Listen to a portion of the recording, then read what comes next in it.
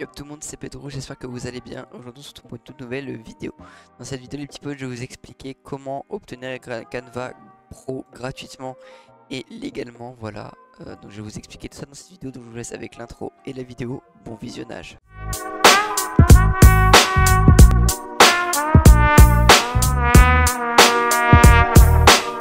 Pour ce faire, c'est très simple, vous allez vous rendre sur le lien là qui sera dans la description. Et une fois que vous arriverez dessus, ce qu'il faudra faire c'est descendre.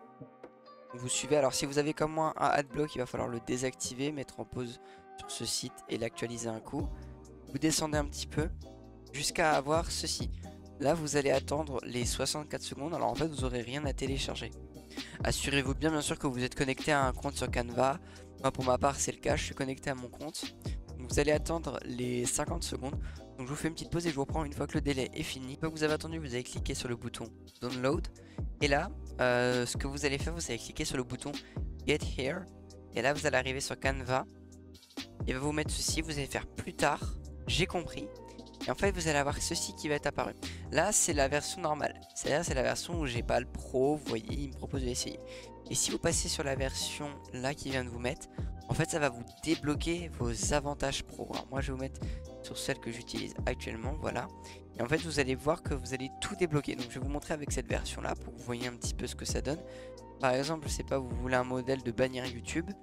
Mais vous voyez qu'il y a des trucs pro qui sont payants, enfin qui sont en pro quoi, donc c'est payant à la base. Mais si vous cliquez dessus, en fait, vous allez voir que vous allez pouvoir personnaliser le modèle comme vous voulez. Vous pouvez le redimensionner, enfin vous voyez, vous pouvez vraiment utiliser tout ce que vous voulez. Donc, par exemple, si vous voulez mettre ça en 1901 par 1080, vous faites copier et redimensionner et ça va vous le faire, vous voyez. Franchement c'est hyper cool.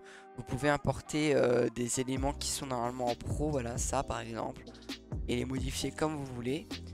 Et vous pouvez bien évidemment exporter par exemple en SVG si vous voulez, en PNG etc. Vous pouvez bien sûr activer l'arrière-plan transparent, la compression de fichiers etc. et tout marchera. Voilà, donc on arrive sur la fin de cette vidéo, j'espère qu'elle vous a plu et vous a aidé. Si c'était le cas, n'hésitez pas à liker et à vous abonner. Sur ce, c'était Pedro, moi je vous dis à plus pour une prochaine vidéo, allez, bye.